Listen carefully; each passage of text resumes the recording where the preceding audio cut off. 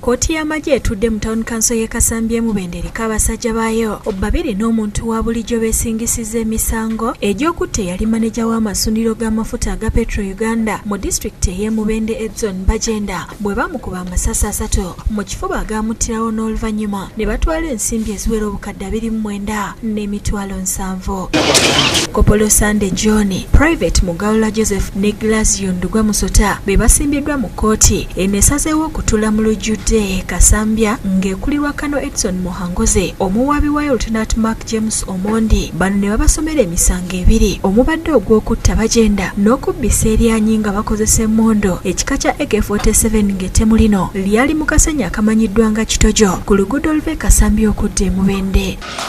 We shall begin with count number 1, which the offense of murder is deemed to have been committed if a person with the malice aforethought. Kopolo Sande John akkiriza okuzza emisango gino wabula ababiri ne bajeegaana era nga wana abajulizi 7 baleeteddwa okubalumiriza. Huyo akashika silaha, huyo nilipiga taya, huyo akamtu wako silaha, akapiga jamaa sasa akaruka.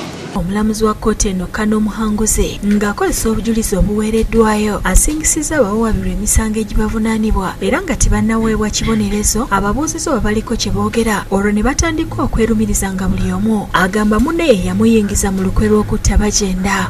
Empeereza ekibonerezo ekitono ekisaamusaamu ekisaanidde olw'ensonga ndi mulwadde ndi kumpeke nina abaana 7 sirina taata wange sirina maama wange naye ebyo bibaawo njakumaliriza Mukama bw'atawaayaga sirina bingi nnyo byenyina kwogera naye ono mutabani wange ye yabba emmundu wa mu unit era ninsibwa mu unit ku lwono naye najja n'akola ekitendo ky'amaze okutta abantu ate amaze asiizenze eri kye tubadde kitalya bamuwadde amagezi asiigenze olw'okuba ndi musirikale ampeeweko amawazo nti emmundu yava mu unit yange yeye teyagibba. Ekibonerezo kisaamusaamu kuba embeera gye ndimu ne famire gye ndabirira. Wano omulamuzi asindise Kopolo Sande mu nkomyo y'ebaka y'emyaka 5 ku musango gw'okutta ate ku musango gw'okubbisa eryanyi n'amusiba emyaka 30. Abavunaanibwa abalala 2 okuli Private Mugalula n'Endugwa basibiddwa emyaka 6 buli omu ku musango gw'okutta ate ogw'okubbisa eryanyi buli omu n'asibwa emyaka 4. This one is court. I rule. Ekibonerezo abasajja kye bakola kye bafunye kye bagwanira. Abantu ba Kasambya babadde mu kweralikirira nnyo ng'obutemu bungi. Ekyo kkooti eramudde mazima. Mukama bawa omukisa.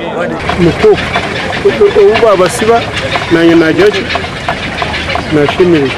Musa Kabogoza yakusakidde eggulire lino ku Lwabukede TV.